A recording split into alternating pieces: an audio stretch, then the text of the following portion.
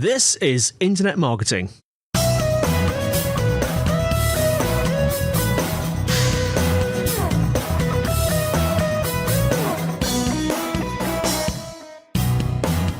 Brought to you by Site Visibility at sitevisibility.co.uk. This is Internet Marketing. Now, before we start today, Site Visibility have just released their 2020 PPC Automation Guide. The guide is completely free to download, and it's going to help you to get started with each of the new automation settings within Google Ads. This includes smart bidding, responsive ad testing, dynamic search ads, and more. So the best way to accelerate your PPC growth in 2020 is to start planning today. So download your free guide from bit.ly, that's bit.ly/ppc-automation-guide. I'll say that once more. bit.ly, that's bit.ly/ppc-automation-guide. Now, today I'm joined by Eli Schwartz, growth advisor and marketing consultant. Eli, thanks for joining us. It's great to be here. Thanks for having me, Andy. Absolute pleasure. You're in the States, are you? I am. I am in sunny California. Very nice. Tell us a little bit about yourself. So I spent about 7 years working at SurveyMonkey, helping them to grow their organic SEO, helping to build out an office in SurveyMonkey, helping them to build out an office in Asia, and then as a growth director, helping to run experimentation. Left that role about a year ago. And from there, I've been consulting with a variety of interesting companies like Shutterstock and Automatic and GetAround and Mixpanel and Zendesk, really helping them to build out their organic strategies. Pretty much the same thing I did at SurveyMonkey, which was working with the team and understanding where the growth potential would be from SEO, and not really by optimizing title tags, but by finding and defining a product strategy that would help the company grow and to open up a new channel from organic search. Nice. And that's what I want to talk about today, actually. It's more the sort of strategy rather than sort of niggledy-piggledy, if that's even a word, a sort of low-down approach. Let's start with something that I know that you've got some quite strong views on, and this idea of, I guess, focusing on products over content. What are your thoughts there? So I divide SEO into two different worlds. There's one world which is content marketing. So that is SEO. You're writing content, which is designed to show up in search, and you're doing keyword research, and it's designed to rank well in search. The challenge with that is that comes down to picking specific keywords, and the hope is that you're going to rank on the search engines for those keywords. And if you don't rank on search engines for those keywords, then you have not been successful. Other bigger challenge with that is that anybody with actually no money can go onto Google Keyword Planner and come up with the same keywords and write the same content and build the same links and try to rank on that. There's absolutely no differentiation, and there's no reason why one piece of content starting on the same day would rank higher than another piece of content written on the same day. I like to think about SEO from a different perspective, which is how is it that we can add value to an organic search user, and then kind of sort of putting our own search hat on, like what are we doing as users, but how do we add value? What are people looking for? And what is that we can offer and create for that user that's going to find us from search? So I like to think about that as more of a technical SEO effort. What I really like is a product-led SEO effort. So it's not really about optimizing title tags or doing keyword research. It's about building something for the search ecosystem, for the search user, absolutely creating something from scratch for that user. And talking about sort of not that related, but again, it's a sort of, I suppose it's an attitude really of us all when we're doing SEO. And it's the attitude towards Google algorithms. And I know that you wrote a good blog post about this. Was it quite recent? I can't remember when it was now. But you were talking about there's no sort of reason to fear the algorithm. Tell us a bit more about that. So I primarily work with very large companies. The sweet spot of the company I work with is usually spending millions of dollars per year on paid marketing, and I'm helping them to build out an organic channel that they're investing a significant amount of money in. When I work with startups, the effort is the same. Like they're really willing to go all in on SEO. So typically my clients they're never affected by an algorithm update because they're not doing anything dirty. So I think when people have this sense of panic around there's an algorithm update, it's because there's some dirty laundry. They've done something. They found a loophole that eventually Google will close. Now, Ultimately, I think Google wants to be as good as a human being. They want to be able to say, what would a human being do if you gave them 10,000 websites and they had to sort them and decide the most perfect result based on a user's individualized query? So that's what the Google algorithm wants to do. It doesn't do that today, probably won't do it next year, maybe not even 2 years from now, but eventually they want to do it. And they're taking baby steps towards that goal. Now, if a human would not categorize a website as something that a search user would want to find, the algorithm potentially wouldn't do it either. So if you're exploiting a loophole that a fallible algorithm can actually end up ranking, that's the kind of things that when there's algorithm updates, you're going to see some sort of dip in traffic. Yeah. So I don't chase the algorithm. I'm focusing on just adding value to the user, not doing anything that is really below board, not doing anything that if a human looked at it, they would say this doesn't belong to rank. So I don't have this fear of the Google algorithm. Actually, most of the time when there's a Google algorithm update, the sites I work with benefit because they are brands. They are providing extreme value to users. And when they're not ranking as well as they should on search, it's potentially because there are some of those shady websites doing the things they shouldn't be doing that are able to outrank them. And when Google updates their algorithm, they nail them and they make them disappear. So then my clients are able to actually do a little bit better. And I guess this kind of has a link back to this, what we just spoke about, this idea of product first, doesn't it? It is absolutely product first. And I'll give you an example of a company I worked with, fairly recently. It's they were 2018's App of the Year on the Google Play Store. They have an app that helps people to learn languages visually. It's called Drops. So go to the App Store, but also available on Apple, of course. They help you to learn languages by you pick a language and then they gamify the learning. So a very popular app. I started working with them on how to build out that product onto the web. It didn't exist. When I started working with them, they only had this app. And they had a website that helped you to download the app, but they also wanted to use the web to really start doing the same thing, gamifying language learning, and then get people to download the app and then subscribe to a premium subscription. So huge dictionary, potentially competing with Google Translate, potentially competing with Babelfish and every other translation website out there and dictionary out there. So what we did was we developed a product that would help them to expose that in a structured way. So we built out a website and all the effort we did was on product. None of the effort was on like, hey, what's the search volume for the word bread in German? What's the search volume for the word beer in French? We didn't look at any of that. We looked at like, how do we build a website that users will find us? And if we rank on the word bread in German, that's fantastic. If we rank and we don't, maybe we'll rank on the word audience. So we built out a website and it continues to grow. They launched in June. They're generating hundreds of millions of impressions on Google, tens of thousands of clicks per month. Like we're just going to keep doubling down on that strategy. That's what we focus on rather than, optimizing title tags or writing content towards keywords that people want. And that's one example. Another company I worked with was a company called Fishbowl. They are very popular for people in the consulting industry, for ad agencies, for accounting consulting like PwC or Deloitte, McKinsey. The app was popular, but again, they didn't have a website. And again, we did the same thing. Figure out how do we build a website that provides users what they're looking for. That's where the effort was. Again, no keyword research. Like I love to go to places where there's no keyword research, but there's product market fit because that's where you can add value, and that's where there's a tremendous amount of opportunity and growth. It's almost like not using keyword research is like the equivalent of organic gardening versus chemical gardening, isn't it?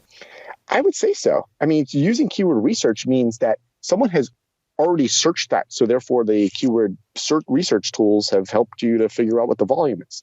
So I like to think about the most successful possible company that has done this product-led SEO and has not used keyword research is Zillow. Now, I don't know if you have something like that in the UK, or if you don't, whoever's listening should go and create that immediately. But Zillow.com, they took every single address in the United States and they built out a page for it. And they used government data to figure out what the value of the houses are. And then they created an algorithm about how to understand what a value of a house would be. So much so that people put they figure out their net worth based on their Zillow value of their home. So when Zillow created that, if you put in my house into a keyword research tool, it would say there's nothing there. No one searches for that house. Maybe on Google Maps, but no one searches for any content. Zillow created the value of doing just that. And now there's other imitators that are trying to do the exact same thing, but Zillow was first. Zillow built out the deepest data set. Zillow became the verb that people use when they start talking about the value of their homes. So had they started with keyword research, they would never have built that. Because they didn't, they started with product market fit and built an organic product. Then they were able to grow. Thinking further back, think about TripAdvisor. TripAdvisor didn't optimize for the most popular hotels in the world. I don't know, the Ritz-Carlton of London or the Waldorf of New York. They built out a website that targeted every single hotel in every single city.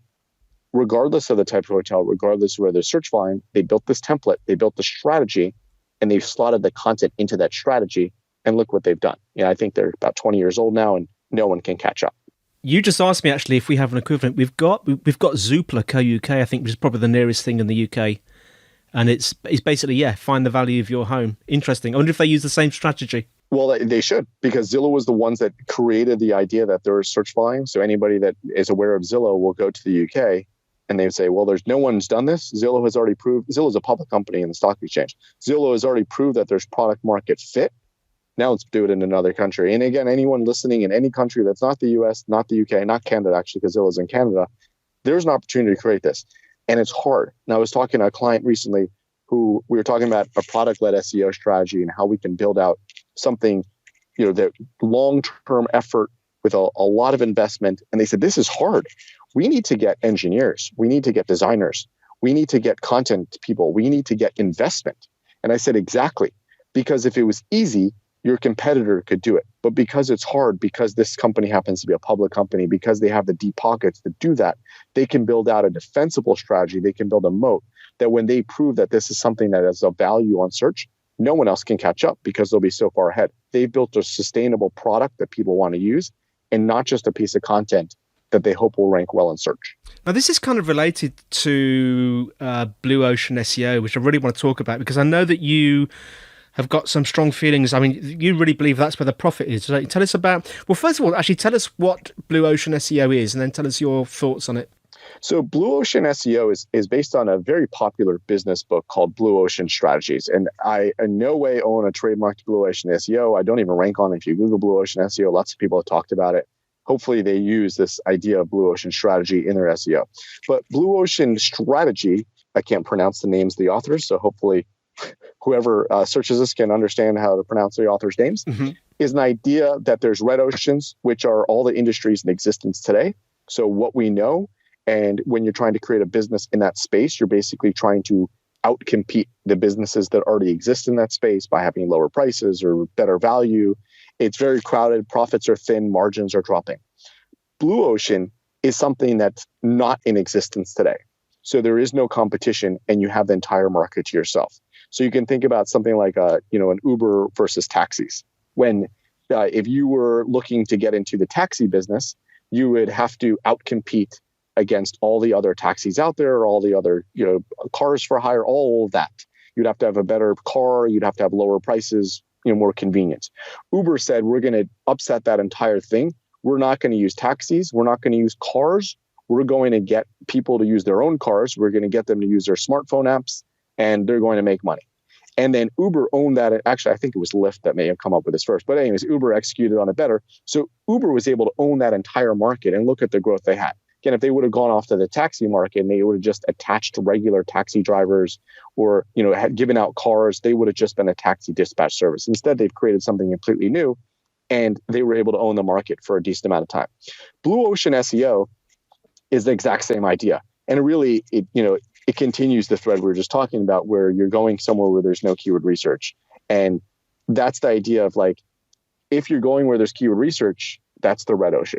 Everyone else is doing that. You're competing against everyone else that is able to do research and write some content. The blue ocean is there's no keyword research. No one is yet searching for it. But that from research, offline research, from understanding your customers, that there is demand for such a product. And then if you would create that product, that's blue ocean. You were able to own that search. Again, there may not be anybody searching for it yet, but with the few people that do search for it, you're number one. You're that one result that people are absolutely looking for. So I like to think about, if you want to think about long-term potential, the longevity of of an SEO effort, it has to be a blue ocean strategy. Otherwise, you're just doing the same thing, trying to do it a little bit better than everyone else. And I'm guessing it tends to be the disruptors that use this blue ocean strategy a lot, I'm guessing. It should be. But I would say, like, in my experience being in the Bay Area and working with a lot of tech companies, many tech companies don't bother to do SEO at all. So I think that's a huge opportunity for anybody that, is an agency, for anybody that is a consultant, for anybody that's looking for a job. These are companies, and if you look on LinkedIn, I actually have a LinkedIn post where I dug into the job openings and the number of people that fit the skill set. These are companies that spent a lot of money building a lot of effort, and many of them have not bothered to really build out an SEO team or build out any SEO. So that's a huge opportunity, because when they're ready to do it, they have the deep pockets, they have the product market fit, they have an understanding of the customer that they can build out that SEO. To me, it's baffling that no one has been able to really disrupt TripAdvisor. And if you could come up with that strategy that disrupts TripAdvisor by understanding this is not a space I really understand, but by knowing the product market fit of where you can add value, that would be tremendous. And that would be a huge opportunity. Mm. So what do you think our audience should be thinking about today, Eli, as they sort of come away from this podcast? I think it's really important to not just think out of the box, but to blow up the entire box. So as you're doing SEO, get away from all the things that people say on SEO. And typical SEO is here's a checklist, here's an audit, improve your title tags. If we're being honest with ourselves about what we're doing in SEO, improving a title tag is not really going to lead to a lift unless the title tag is so terrible. If it's missing a certain keyword, but it has another keyword, it's not really going to lead to a lift. What will add a ton of value is if you create 10,000 new pages that offer value to a customer. If you, think about an e-commerce store, if you're able to surface products that are not already surfaced by anybody else. Client I'm working with in the healthcare space, there is so much healthcare data that's held by the government, released by the governments. I'm sure they do in the UK too with NHS, but here in the US, the CMS, they have all this data. If you can figure out how to take this data and offer a value to users on the web and write that, you can create thousands of pages that do not yet exist that offer something, again, that they want. But the only way to get right now is to go to the government and parse through PDFs. Some of these data sets I've looked at are so big, I can't even open them in Excel. Right. That's an area of an opportunity. So stop thinking about the box, which is, keyword research, optimize the title tag. Just think about what would you do as a user? What would you look for? And why would you actually come to this business? Or what do you want out of your search online? Well, Eli, thanks so much for coming on today. How can our listeners find out more about you? So I'm very active on LinkedIn. So search me on LinkedIn. Hopefully I'm connected to a second degree connection of anybody who's looking. So you'll be able to find me pretty quickly. Or you can find me on my blog, elischwartz.co, so not .com. And I also have a website, Product-Led SEO, which will productledseo.com, which will be for now redirects to my blog, but that will be the home of the book that I'm publishing on this idea of product-led SEO. Fantastic. Well, thank you very much, Eli. And thanks everyone for listening. The show notes will be in the usual place, sitevisibility.co.uk/IM podcast. If you're enjoying the show, please leave us a fab review. That would be great. Questions and suggestions, the email is podcast@sitevisibility.co.uk. You can tweet at Site Visibility. We have a Site Visibility group on LinkedIn. So that's all from me, Andy. And it's all from Eli. Great to be here. Thanks for having me, Andy. Thanks, Eli. And we'll see you next time on Internet Marketing.